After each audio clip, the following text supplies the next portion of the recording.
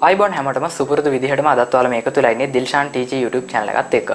ඉතින් අද අපි කතා කරන්න යන්නේ Polaroid Lab කියන device එක ගැන.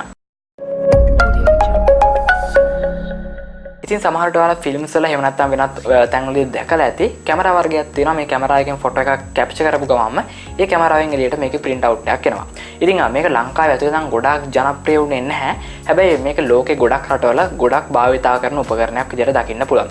හැබැයි ස්මාර්ට්ෆෝන් එක ඩිජිටල් කැමරා වගේ දේවල් ප්‍රචලිත වෙනවත් එක්කම ඒක මිනිස්සුන්ට දැන් ඈත් වෙලා ගියා.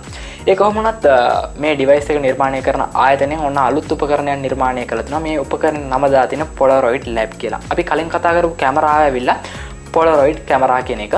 ඉතින් මේ දැන් කතා කරන ඩිවයිස් එක Polaroid Lab කියන ඩිවයිස් එක. ඇත්තටම මේක කැමරා එකක් නෙවෙයි. මේක print එකක් කිව්වොත් නිවැරදි. ඉතින් කොහොමද මේක වැඩ කරන්නේ? ඇයි මේක වැදගත් වෙන්නේ කියලා තමයි මේ වීඩියෝ එකෙන් කතා කරන්න යන්නේ. මේ වෙනකොට අපි ෆොටෝස් කැප්චර් කරන්න ගොඩක් වෙලාවට භාවිතා කරන්නේ ස්මාර්ට්ෆෝන් එක. ඉතින් අපි ස්මාර්ට්ෆෝන් එක පාවිච්චි කරලා ගන්න ෆොටෝස් වල print out එකක් ගන්න නම් අපිට මේක print එකකට සම්බන්ධ කරලා මේකෙන් print out එකක් ගන්න සිද්ධ වෙනවා. ඉතින් මෙතෙන්දී USB cable එකක් හරහා වගේ දේවල් සම්බන්ධ කරලා තමයි මේක ගොඩක් වෙලාවට කරගන්න අවස්ථාව ලැබෙන්නේ. ඉතින් මේ Polaroid Lab කියන device එකත් මේ වගේම print එකක් තමයි. හැබැයි මේ device එකේදී සාමාන්‍ය print එකක් වගේ නෙවෙයි. මේකේ ගොඩක් දේවල් අපිට බලා ගන්න පුළුවන් සාමාන්‍ය print එකක් එක්ක වෙනස් වෙන. ඉතින් මේ උපකරණය දිහා බැලුවොත් එහෙම මේ වේද උඩින් බලා ගන්න පුළුවන් glass එකක් තියෙන කොටසක්.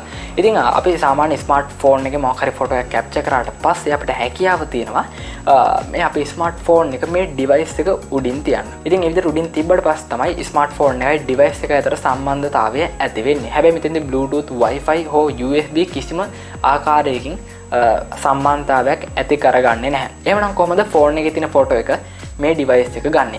ඉතින් ඒක සිද්ධ වෙන්නේ හරිම ලස්සන ක්‍රමයකට. ඒ තමයි මෙයාලා නිර්මාණය කරපු විශේෂ ඇප් එකක් තියෙනවා.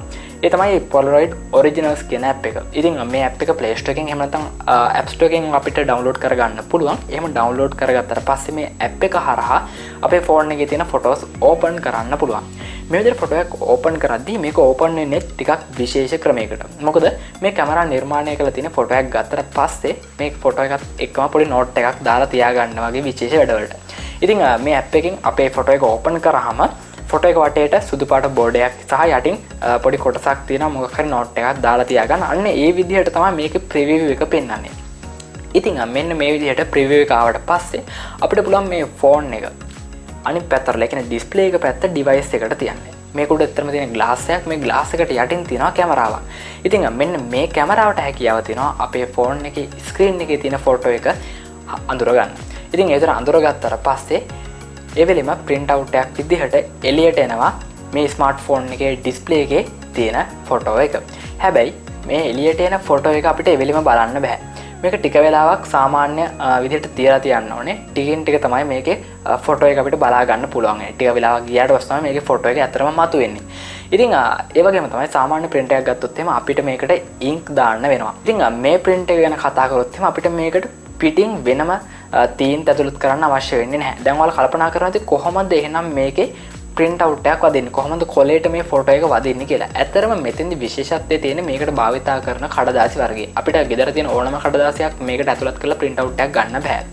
ඉතින් මේ වෙනුවෙන්ම නිර්මාණය කරපු කඩදාසි විශේෂයක් තියෙනවා. ඉතින් ඇත්තරම මේ රූපය මැවෙන්නේ කඩදාසිය මතමයි. මේ print එකෙන් කරන්නේ අපේ ෆෝන් එකේ තියෙන ඩිස්ප්ලේ එකේ තියෙන ෆොටෝ එක ආලෝකයක් විදිහට මේ කොලේ උඩට දෙන එක. එහෙම දුන්නට පස්සේ මේ කොලේට හැකියාව තියෙනවා තනියම ඒ කලර්ස් ටික මතු කරගන්න. ඉතින් මගේ YouTube channel එකෙන් මේ වගේ අලුත්ම devices ගැන වගේම Android applications ගැන, ඒ වගේම softwares ගැන, websites ගැන, අන්තර්ජාලයත් එක්ක කොහොමද වැඩ කරන්නේ මේ හැම දෙයක් ගැනම සිංහලෙන්ම කතා කරනවා.